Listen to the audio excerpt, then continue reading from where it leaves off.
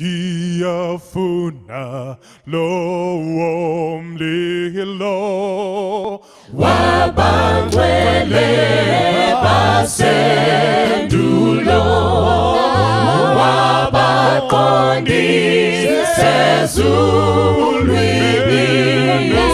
benesibi engozini umphigosi lowo moya oPawulu Abrahama owathambisa uPawule wazuza amandla ezulu amandla Eliya asaphela yini namhla akazimlisa uMoses uJobe wabekezela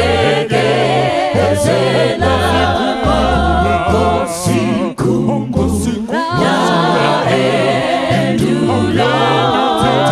Pinduthele umsa wakho asizibhekise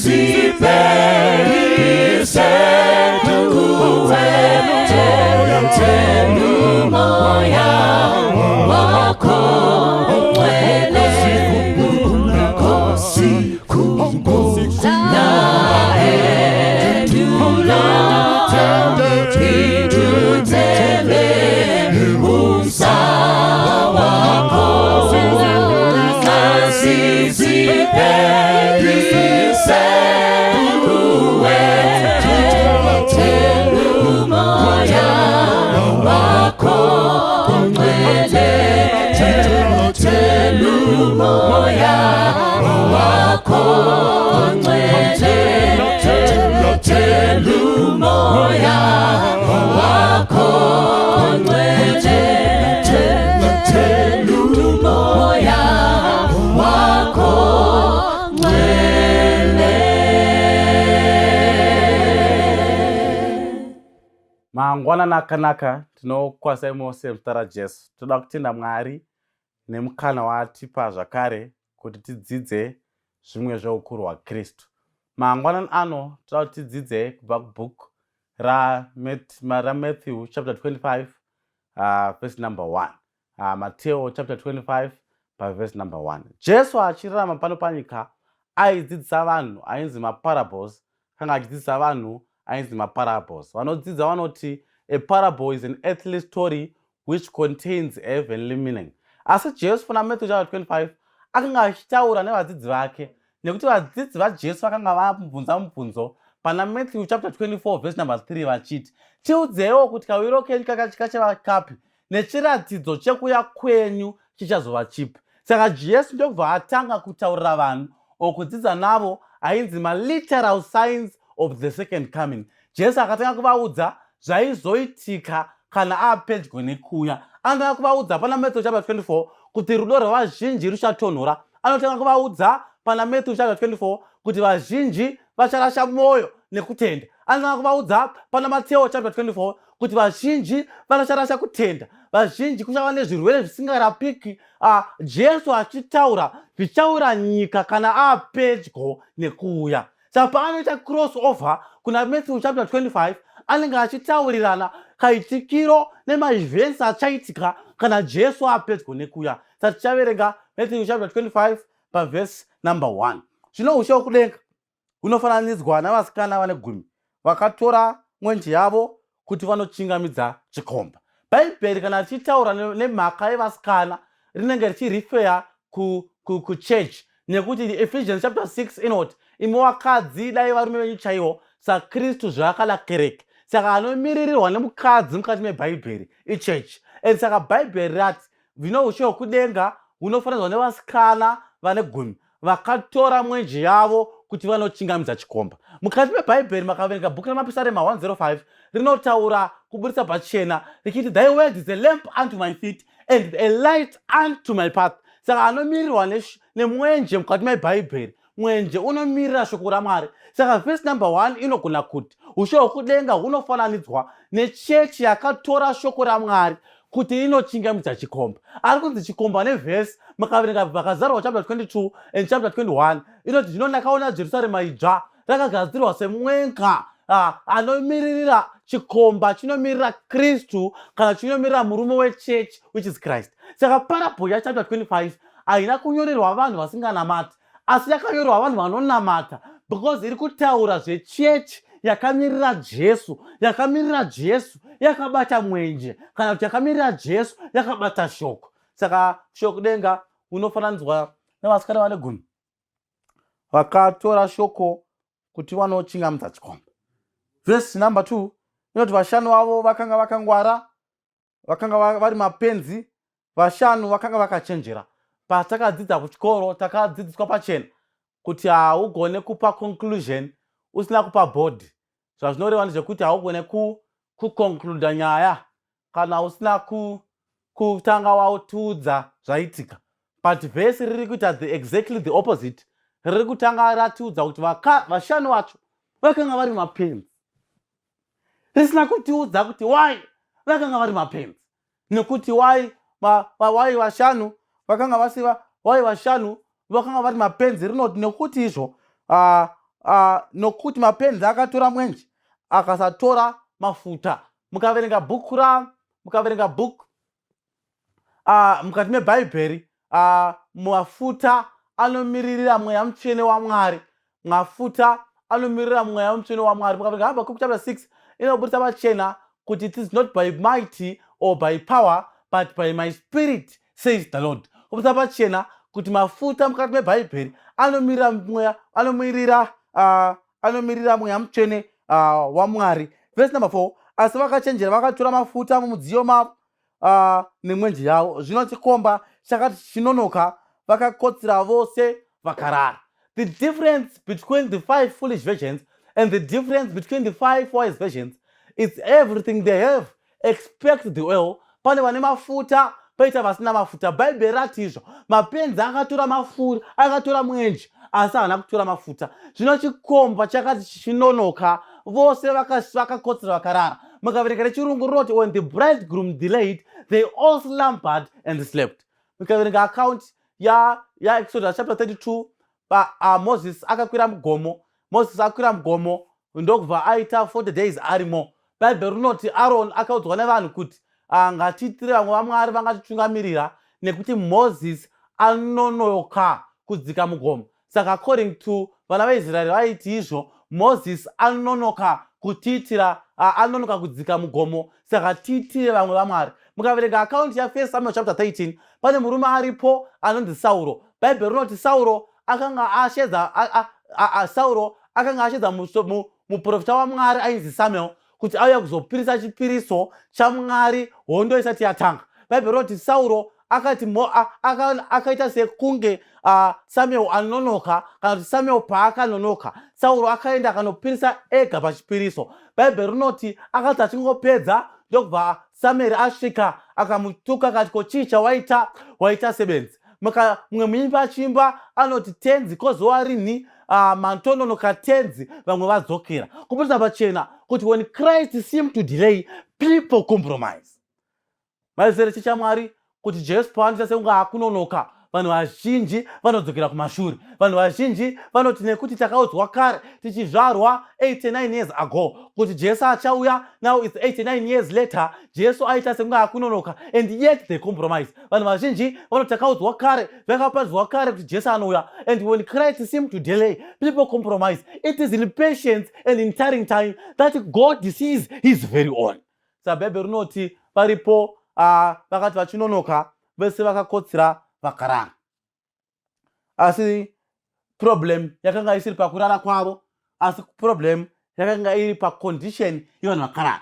Nekuti makaverenga Matthew chapter 25 verse number 6 inoti izvo pakati pousiku vakanzwa mheremhere chikomba chouya chikati budai mumuchingamidzei. Zvino vasikana vose vakamuka vakagadzira mwenje yavo. Mapenzi akati kuna vakachenjera tipewo mafuta, tipewo amwe mafuta enyu nekuti edu haachatiringane mwenje yedu yodzima, asi zvimwe asi vakati kwete, haana kuti haazotikwanire, zvimwe haangatiringane, endai kune vanotengesa muvatengere. Bhaibheri rinoti izvo. Pakauya chikomba hachina kunetsa vanhu kuti wai vakarara. Bhaibheri rati chisati chauya, pakaitwa inonzi the tarrying time, pakaitwa kushedzera, vakati vakanzwa mheremhere vachiti budai munochichingamidza, kuisa nokubudisa pachena kuti chikomba chakatanga chaipa signal yekuti taakuya. Bhaibheri roti vanhu vakasumuka vakaita trim their lamps, vakagadzira mwenje yavo, which was not a problem.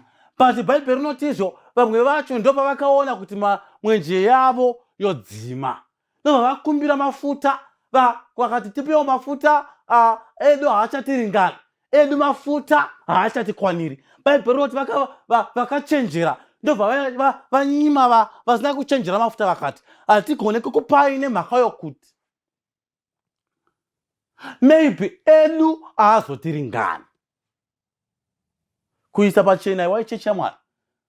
Sleeping one is not a problem, but the condition of one who is sleeping. Nemhaka yokuti vakarara vasina mafuta, vakamuka vasina mafuta, vakararawo vaine mafuta, vakamuka vaine mafuta. Kubudisa pachena kuti Jesu paanouya kechipiri, odzoka kuzotora vanhu vakaita kuda kwake, oenda navo kuezulwini kumusha. People are saved by the character that they obtained vachiri vapenyu. Jesu anomutsa vanhu kuvakafa. Vanhu vakararama vaina Jesu ndobva vafa naJesu, kuti Jesu aite simba, zvakare Jesu azogona kuvamutsa. Saka Bhaibheri rinoti vakarara vaine mafuta vakamuka vaine mafuta, asi vakarara vasina mafuta vakamuka vasina mafuta. Zvadaro Jesu ndobva vaya vaenda kunotenga. Bhaibheri rinoti asi, verse number 8, mapenzi akati kuna vakachenjera, tipewo mafuta enyu nokuti kwese edu haazotikwanire, mwenje yedu yodzima.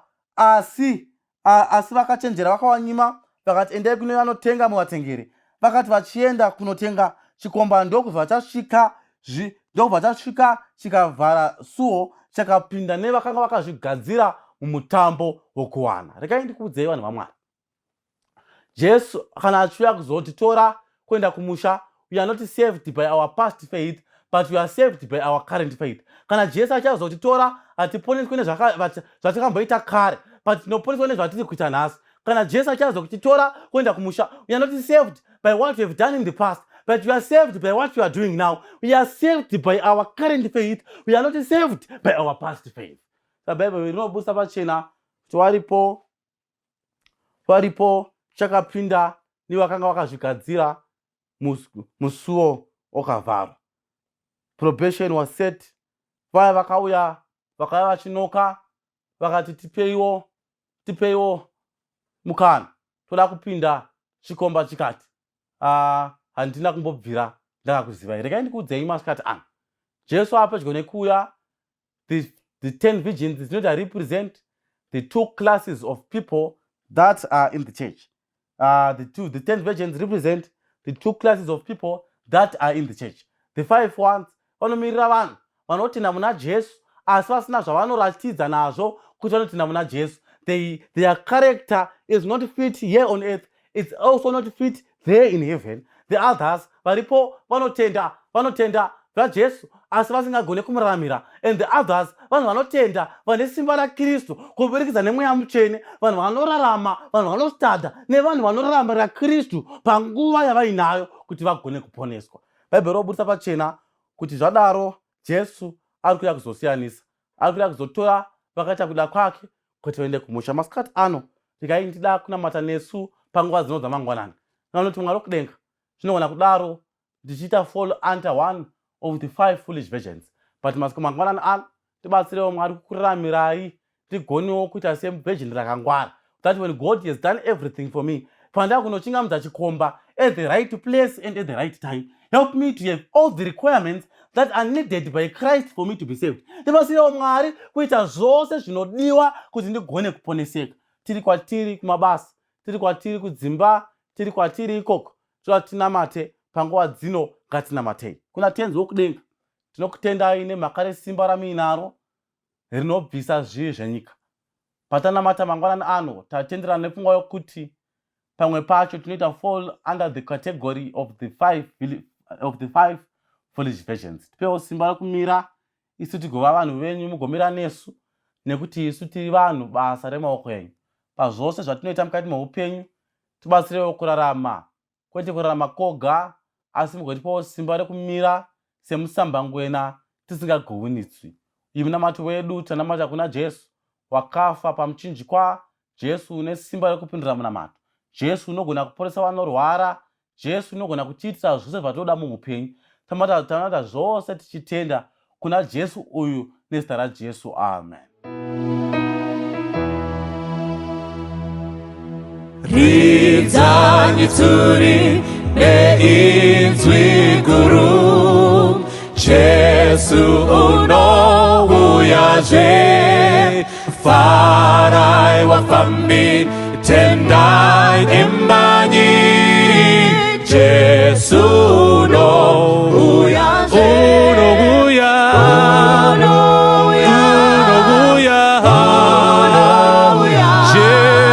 Jesu unouyaje. Ungiranyije makomo imi, Jesu unouyaje. Nyenye yakafa iwe nembiri, Jesu unouyaje.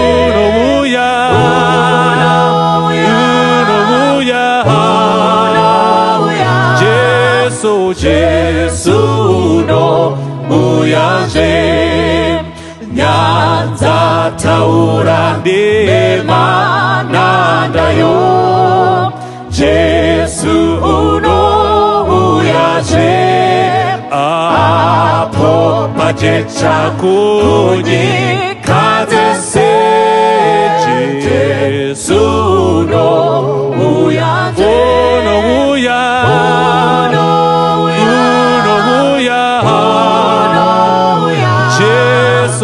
Jesu unouyaje.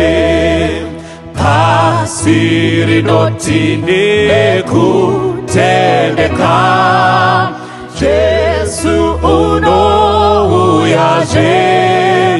Champupuricho nekuvuvunza, Jesu unouyaje.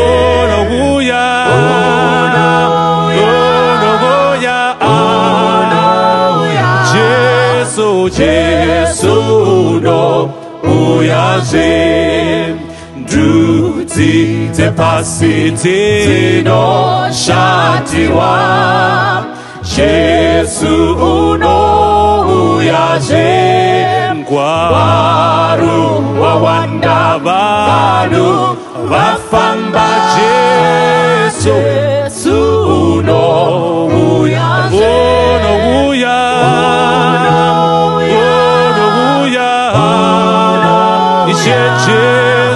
Jesu unouyaje.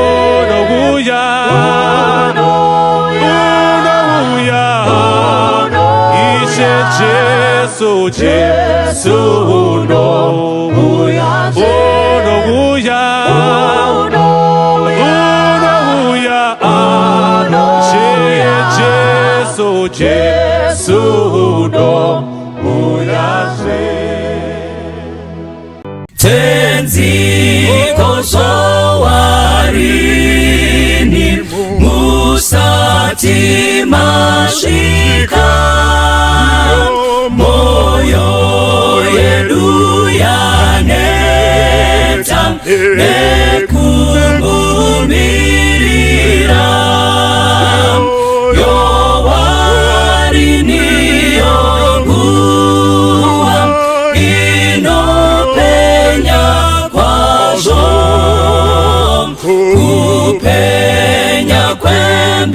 girine kuonekwa kwenyu kozowarini tenzi mubude kumusha matononoka tenzi vamwe vadzokera tenzi vatendi venyu vazara nezvivi vashoma vakamira murufaro rwenyu mutsanyi vakarara chemanyi vamuke vanoyeranga vati tenzi aswedera mwenje yenu ifute chiuno zisungwe vese vagadzirire kumuona tenzi mutsanyi vakarara chemanyi vamuke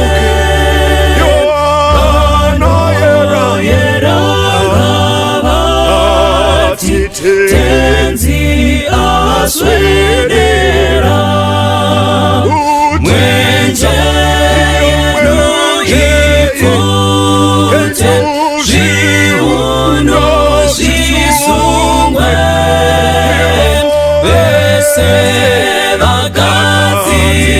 vagadzirire kumuona tenzi vese vagadzirire kumuona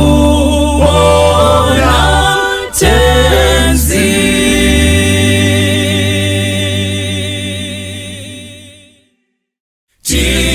tichasangana kurwizi apa kune kupenya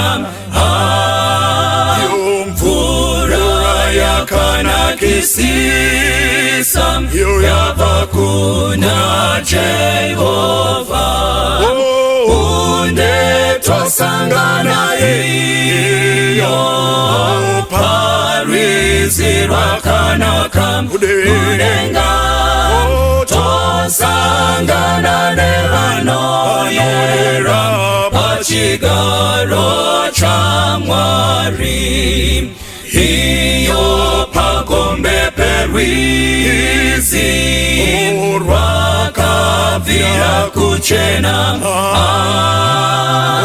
tichafamba nekutenda nguva dzese twafara unde tosangana iyo parwizi rwakanaka kudenga tosangana nevanoyera pachigaro chaMwari kurwiziro runopenya mitoro ticharasa tosunungurwa ngemutsa togashira chiremba unde tosangana iyo parwizi rwakanaka kudenga tosangana nevanoyera pachigaro chaMwari tosvika nekukasika nerwendo ruchapera moyo yedu ichafara Riore kutenda Unde tosangana iyo Parizirwa kanakam kunenga Tosangana nevano yeram Pachigaro chamwari Unde tosangana iyo Parizirwa kanakam kunenga Tosangana nevano yeram Pachigaro chamwari Tosangana nevano yeram Pachigaro chamwari Tosangana nevano yeram Pachigaro chamwari